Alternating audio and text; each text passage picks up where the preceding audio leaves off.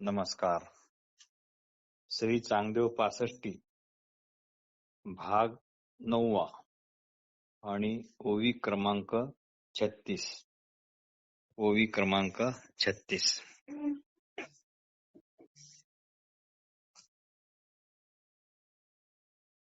जे कोणाचे नव्हते असणे, जे कोणाचे नव्हते असणे, जे कोणाचे नव्हते दिसणे, कोणाचे नव्हते भोगणे, केवळ जो. जे कोणाचे नव्हते निसणे, जे कोणाचे नव्हते दिसणे, कोणाचे नव्हते भोगणे, केवळ जो. आपल्या ठिकाणी जे शुद्ध असले पण आहे किंवा आहे पण आहे, ते मूळचे अस्तित्व रूपच आहे. ते मूळचे शुद्ध असले पण कशावरही अवलंबून नाही. ते शुद्ध असले पण कशाचाही परिणाम नाही, म्हणजेच ते स्वभावतः अविकारी आहे. ते शुद्ध असले पण स्वयंप्रकाशमान आहे, म्हणून कशाचाही कुणाचाही ते विषय होत नाही किंवा कोणालाही विषय करत नाही. हे असणे पण आहे म्हणून ते सत आहे, आहे म्हणून ते सत आहे. कारण आपण नसावे असे कुणालाच कधीच वाटू शकत नाही. कारण आपण नसावे असे कधीच कुणाला वाटू शकत नाही, किंवा आपण नाही असेही कुणाला म्हणता येत नाही, असेही कुणाला वाटत नाही. हे असणे पण आपल्याला स्पष्ट जाणवते, हे असणे पण आपल्याला स्पष्ट जाणवते, म्हणून ते जाणवते म्हणून चित पण आहे, म्हणजेच जाणीव मात्र आहे. व आपण नसावे असेही कधीच कुणाला वाटू शकत नाही. कारण काय की या असणेपणातच आनंद आहे, याचीच प्रत्येकाला आवड आहे. आवड असली की तिथे आनंद हा येणारच. म्हणून या असलेपणात आनंद हा मूळचाच आहे. याचीच आवड सर्व प्राणी मात्रांना आहे. याचीच आवड सर्व प्राणी मात्रांना आहे. असणेपणाचीच न कळत सर्वांना धडपड चालू असते. असणेपणातच असण्याची न कळत सगळ्यांचीच धडपड चालू असते. म्हणून कशावरही अवलंबून नसणारा आनंद इथे स्वभावताच मिळतो. म्हणून कशावरही अवलंबून नसणारा आनंद इथे स्वभावताच मिळतो. काहीतरी असल्याशिवाय काहीतरी आहे असे वाटूच शकत नाही. काहीतरी असल्याशिवाय काहीतरी आहे असे वाटूच शकत नाही. इथे काहीतरी आहे हे आहे सत. काहीतरी आहे हे आहे सत. आणि काहीतरी आहे असे वाटते आणि काहीतरी आहे असे वाटते ते आहे चित. काहीतरी आहे असे वाटते ते आहे चित.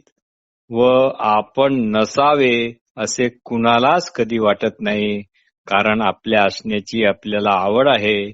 आवड म्हटले की आनंद आला, आणि तोच आनंद म्हणून दुसऱ्या कोणत्याही भोग्य पदार्था वाचून केवळ असणे, म्हणून दुसऱ्या कोणत्याही भोग्य पदार्था वाचून केवळ असणे हे सदैव आपले सच्चिदानंद असे स्वरूप आहे. हे आपले असे सच्चिदानंद स्वरूप आहे. तैसाची हा परमेश्वर त्रिपुटीच्याही अगोदर होताच जरी अगोचर इंद्रियांना. नसेची तो अवलंबून अन्न कोणावरही जाण, स्वयंप्रकाशी चैतन्य स्वयंभू असे. स्वयंप्रकाशी चैतन्य स्वयंभू असे. असा हा आपल्याच सच्चिदानंद स्वरूपात राहणारा जो पुरुष आहे तो झाल्या गेल्याची कधी साधी आठवणही काढत नाही. तो झाल्या गेल्याची कधी साधी आठवणही काढत नाही व प्राप्त न होऊ शकणाऱ्या गोष्टींची पण कधी इच्छा करत नाही व अंतःकरणात मेरू पर्वताप्रमाणे निश्चळ असतो व मी अमुक अमुक असा स्त्री पुरुष देहधारी आहे व हे माझे अमुक अमुक आहेत, आप्त आहेत, हे माझे जमीन जुमले आहेत, ही माझी वेगवेगळी आतापर्यंतच्या अभ्यासानुसार झालेली मते आहेत, असे त्याला कधीच वाटत नाही. तोच खरा अखंड संन्यासी होय. तोच खरा अखंड संन्यासी होय. गेलियाची से न करी, गेलियाची से न करी, न पवता चाड न धरी, जो सुनिश्चळ अंतरी मेरू जैसा. मी माझे ऐशी आठवण, विसरले जयाचे अंतःकरण, तोची खरा संन्यासी जाण. संकल्प विकल्प यांच्या मर्यादितपणापासून मन निराळे झाले की ते मनच चैतन्य रूप होते. संकल्प विकल्प यांच्या मर्यादितपणापासून मन निराळे झाले की ते मनच चैतन्य रूप होते. मग जरी देहदृष्टीने मर्यादितपणा आला असला तरी ते ब्रह्मांड व्यापून राहते. ते ब्रह्मांड व्यापून राहते. जयाचे मनचे चैतन्य जाहले, जयाचे मनचे चैतन्य जाहले, तेणे एकदेशीये परिव्यापले लोकत्रया. त्यांनी परिव्यापले लोकत्रया.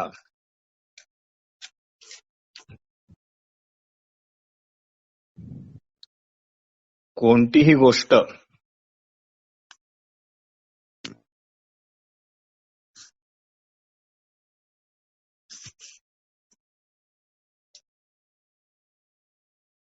कोणतीही गोष्ट आहे असे म्हणण्यापूर्वी, कोणतीही गोष्ट आहे असे म्हणण्यापूर्वी तेथे आहे हे जाणणारे अगोदरच म्हणजे आधीच हजर असले पाहिजे. कोणतीही गोष्ट आहे असे म्हणण्यापूर्वी तिथे आहे हे जाणणारे अगोदर म्हणजे आधीच हजर असले पाहिजे आणि ते आधीच हजर असते पण. न जाणता तुम्ही मी स्वतः अस्तित्वात असू शकतो काय? न जाणता तुम्ही मी ला अस्तित्वात आहे असे जाणू शकता काय?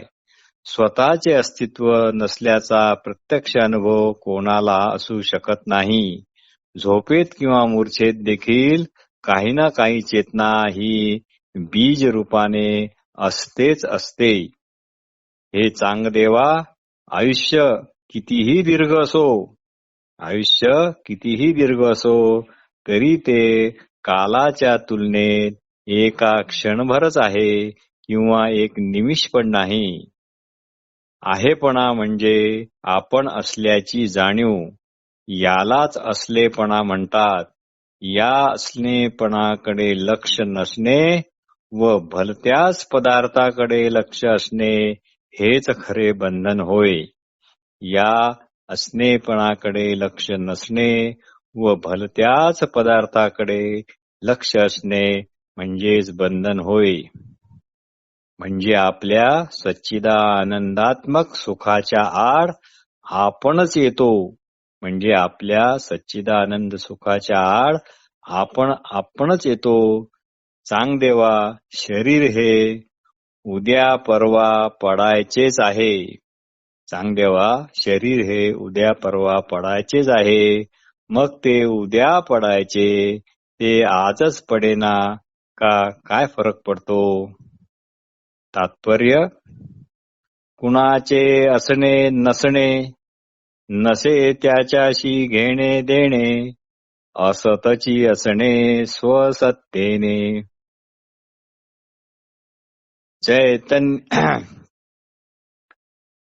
कुणाचे असणे नसणे नसे त्याच्याशी घेणे देणे असतची असणे स्वसत्तेने चैतन्याचे. लाटा दिसती अनेक लाटा दिसती अनेक तरंग भवरे कित्येक परी पाणीच पाणी एक असे सारे. परी पाणीच पाणी एक असे सारे. तैसे रे हे विश्व भासते. सांग देवा, तैसे रे हे विश्व भासते. वर वर भिन्न दिसते. परी अंतरी असे नाते चैतन्याशी. परी अंतरी असे नाते चैतन्याशी. चैतन्य हे एकची केवळ. चैतन्य हे एकची केवळ. तेथे दृश्या इत्यादींचा गोंधळ. परी तेथ दुजेपणाच विटाळ असेची ना. परी तेथ दुजेपणाचा विटाळ असेची ना. ज्ञान तत्व हे एकची एक असे. ज्ञान तत्व हे एकची एक असे. तेथ दुसरे काहीच नसे. जाणावे कुणी कवणास सांग बरे. जाणास कुणी कवणास सांग बरे. तैसाची हा परमेश्वर. तैसाची हा परमेश्वर. ज्ञान स्वरूप खरोखर. म्हणून कैसा जाणणार आपणासी आपण. म्हणून कैसा जाणणार आपणासी आपण. जेथ शब्द होती पांगळे. जेथ शब्द होती पांगळे. स्तुती स्तोत्रे पडती लुळे. वर्णू जाता काहीच न कळे परब्रह्म. वर्णू जाता काहीच न कळे परब्रह्म. ते परब्रह्म वर्णावे. ते परब्रह्म वर्णावे. ऐसे वाटता स्वभावे. त्याने मौनसी धरावे. तत्काळ चुपचाप.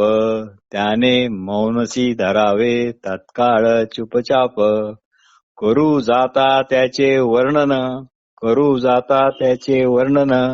जो करी मौन धारण. जो करी मौन धारण. त्यालाच ते कळले जाण आत्मतत्व. जेथ असे उलटी खूण. जेथ असे उलटी खूण. मौन हेच संभाषण. होई न करता वर्णन तंतोतंत. होई न करता वर्णन तंतोतंत. तेत शब्द पडती लुळे. तेत शब्द पडती लुळे. सांगावे कैसे ते न कळे. सांगावे कैसे ते न कळे. वर्णावे तितके पळे दूर दूर ते. वर्णावे तितके पळे दूर दूर ते. ओवी क्रमांक 37. ओवी क्रमांक 37.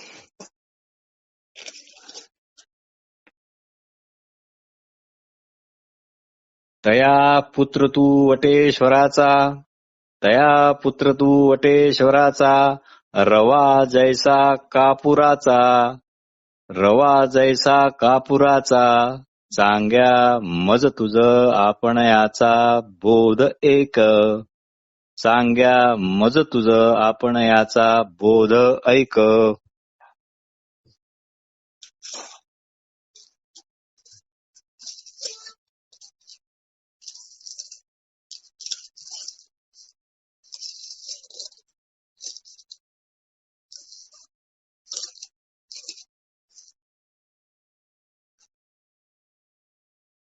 सर्व सिद्धांचे दैवत असलेले वटेश्वर त्याचा तू पुत्र आहेस. म्हणून सकल सिद्धांचे दैवत तोची श्री गुरु आदिनाथ वटेश्वर म्हणून विख्यात भूमंडळी. तू शिष्य त्या वटेश्वराचा.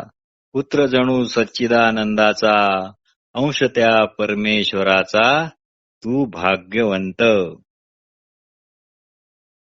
कापुराचे अखंड कण, ते सर्वचे कापूर जाण, तू आणि चिदघन भिन्न कैसे. आपल्या दोघांच्याही ठिकाणी एक संवितच आहे, कसे ते पहा. भिंतीवरी चित्र काढले, भिंतीवरी चित्र काढले, वाघ सिंहादी अस्वले, मानवादी चितारले नाना परी. तेने काय भिंतीस झाकले, ई सुशोभित केले, भिंतीमुळेच आधारले चित्र अवघे. तैसेची जे विश्व दिसते, ते केवळ ज्ञान असते, जगत रूपे प्रकाशते संवित्तची. तैसाची हा परमेश्वर, त्रिपुटीच्याही अगोदर. तैसाची हा परमेश्वर, त्रिपुटीच्याही अगोदर, होताच जरी अगोचर इंद्रियांना.